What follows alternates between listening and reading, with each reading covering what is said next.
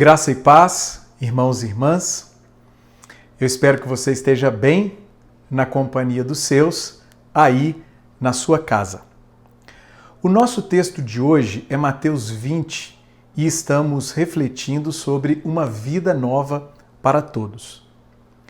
Jesus está se aproximando de Jerusalém, onde encontrará oposição e cruz. Esse texto está dividido em 3 partes. A parábola dos trabalhadores na vinha, do verso 1 ao 16, a predição da morte e ressurreição de Jesus e o pedido da mãe de Tiago e João, do verso 17 ao 28, e a cura de 2 cegos, sendo um deles o Bartimeu, do verso 29 ao 34.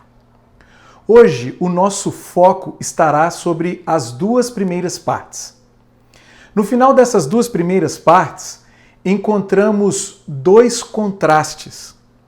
Assim, os últimos serão primeiros e os primeiros serão últimos, verso 16.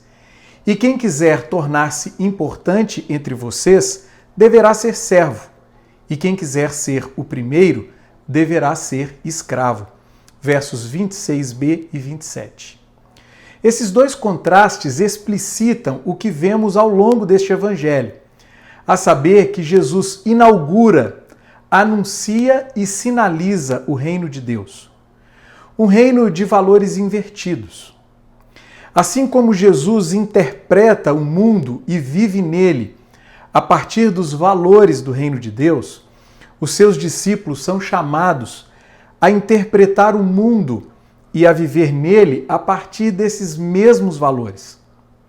Só assim a sua identidade como discípulos será evidenciada. Só assim as pessoas ao seu redor poderão dizer: eles realmente são seguidores de Jesus. Eu gostaria de propor que a nossa identidade como discípulos de Jesus é evidenciada quando interpretamos o mundo e vivemos nele a partir dos valores do reino de Deus. Na mensagem de hoje, consideraremos 2 princípios práticos para vivermos neste mundo a partir desses valores. O primeiro princípio é: pratique a graça generosa, do verso 1 ao 16. Esse é o princípio expresso na parábola dos trabalhadores na vinha.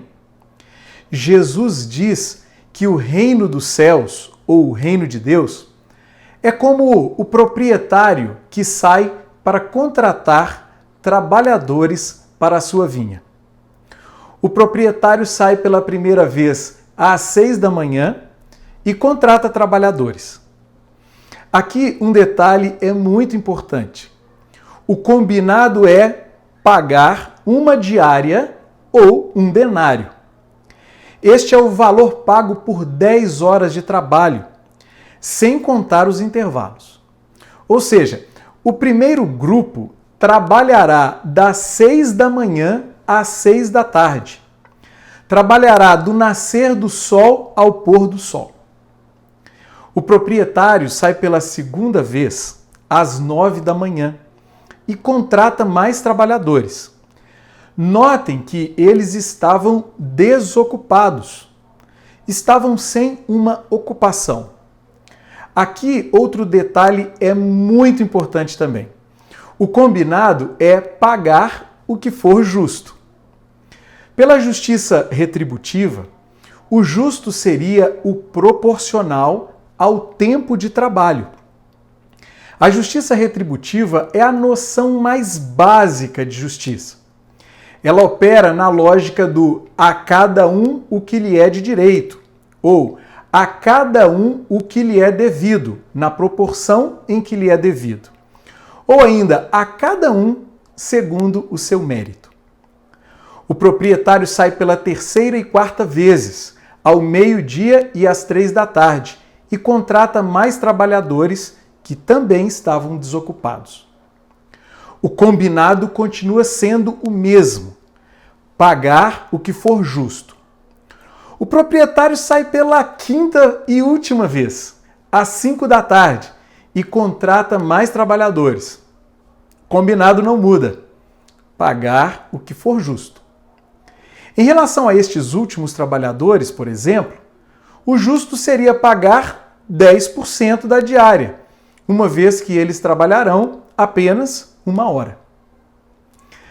Às 6 da tarde, o proprietário da vinha chama o seu administrador e pede-lhe que faça o acerto com todos os trabalhadores.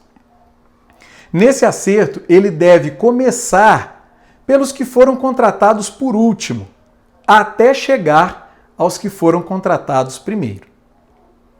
Os trabalhadores contratados por último recebem 1 diária.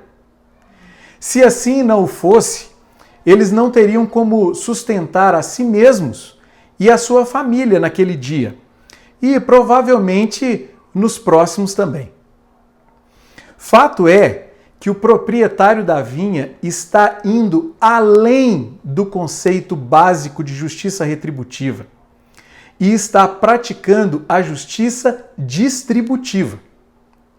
A justiça distributiva é uma noção mais avançada de justiça.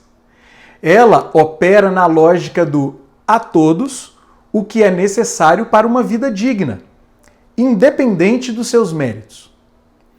Agora tente imaginar a situação descrita na parábola.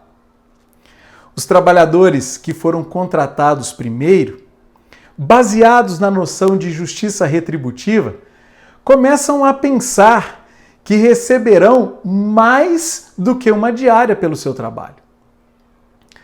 Mas todos os trabalhadores receberam 1 diária. Logo, os trabalhadores que foram contratados primeiro começam a se queixar do proprietário da vinha.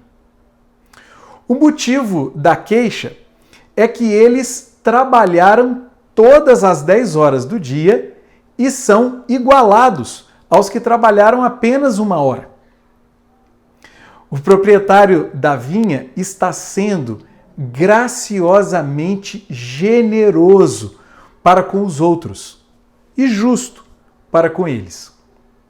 É exatamente isso que ele responde a um dos trabalhadores que foram contratados primeiro. Amigo, não estou sendo injusto com você. Você não concordou em trabalhar por 1 denário? Receba o que é seu e vá. Eu quero dar ao que foi contratado por último o mesmo que dei a você. Não tenho o direito de fazer o que quero com o meu dinheiro? Ou você está com inveja porque eu sou generoso? Assim, os últimos serão primeiros e os primeiros serão últimos. Versos 13 a 16. Desta forma, o proprietário da vinha destaca sua atitude justa e afirma que tem todo o direito de ser generoso. Qual é o princípio espiritual dessa parábola?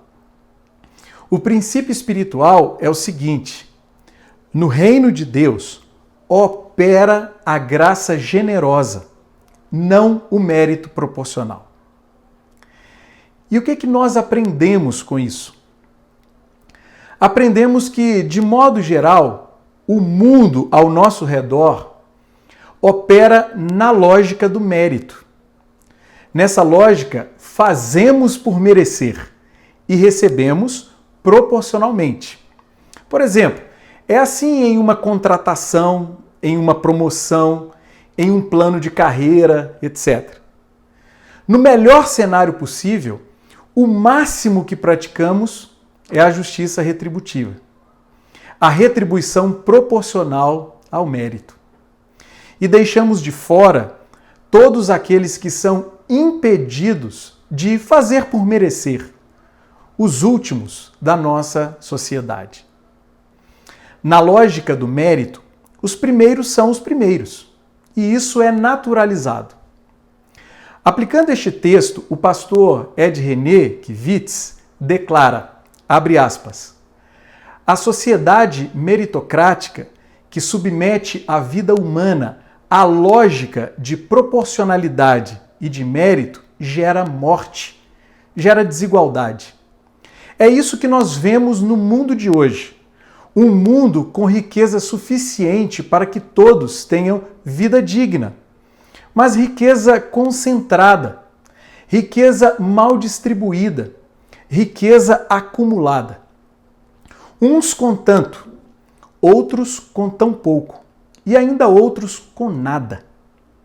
A justiça do reino de Deus vai além do mérito, da retribuição proporcional. A justiça do reino de Deus é atenta à condição de vulnerabilidade do ser humano, e especialmente aquele ser humano que está nesta condição não por responsabilidade sua. Fecha aspas. Aprendemos também que o reino de Deus, no qual entramos, opera na lógica da graça. Na base dessa lógica está o que Jesus fez por nós. Ele fez tudo sem que merecêssemos nada. Ou seja, ele não nos tratou segundo os nossos méritos. E esta é a nossa salvação. E assim como entramos no reino de Deus pela graça, passamos a agir no mundo sinalizando essa mesma graça, sinalizando gratidão e generosidade. Na lógica da graça, importa mais a justiça distributiva, que oferece a todos os seres humanos a possibilidade de desfrutar uma vida digna neste mundo. É como declara o apóstolo Paulo: nosso desejo não é que outros sejam aliviados enquanto vocês são sobrecarregados, mas que haja igualdade. No presente momento, a fartura de vocês suprirá a necessidade deles, para que, por sua vez, a fartura deles supra a necessidade de vocês. Então haverá igualdade, como está escrito: quem tinha recolhido muito, não teve demais, e não faltou a quem tinha recolhido pouco. 2 Coríntios 8, de 13 a 15. Na lógica da graça, os últimos são os primeiros. Antes de passar ao segundo princípio, um importante alerta. Como vivemos em um mundo marcado pela lógica do mérito, corremos um sério risco de pensar que o nosso relacionamento com Deus também opera nessa lógica. Não. Definitivamente não. O nosso relacionamento com Deus está baseado na lógica da graça, não do mérito. Nós fomos salvos pela graça e somos santificados também pela graça. Como estamos iniciando o mês de aniversário da Reforma Protestante, lembremos-nos, sola gratia, somente a graça. Louvado seja o nosso gracioso Deus por isso. O segundo princípio é: pratique o serviço radical, do verso 17 ao 28. Esse é o princípio expresso na resposta de Jesus ao pedido da mãe de Tiago e João. Na estrada que sobe até Jerusalém, Jesus prediz novamente a sua morte e a sua ressurreição. Ele está indo para a cruz. Em seguida, a mãe de Tiago e João se aproxima dele com um pedido. Ela pensa que Jesus está indo para o trono. Quando a gente chegar em Jerusalém e o seu reino for estabelecido, você pode colocar o Tiago do seu lado direito e o João do seu lado esquerdo? É ou não é um típico pedido de mãe? Jesus responde dizendo que eles, a mãe e os filhos, não sabem o que estão pedindo. Além disso, ele faz uma pergunta: vocês podem beber do cálice que eu vou beber? No Antigo Testamento, que eles conhecem bem, o cálice pode evocar alegria, como no Salmo 23:5, ou sofrimento, como no Salmo 75:8.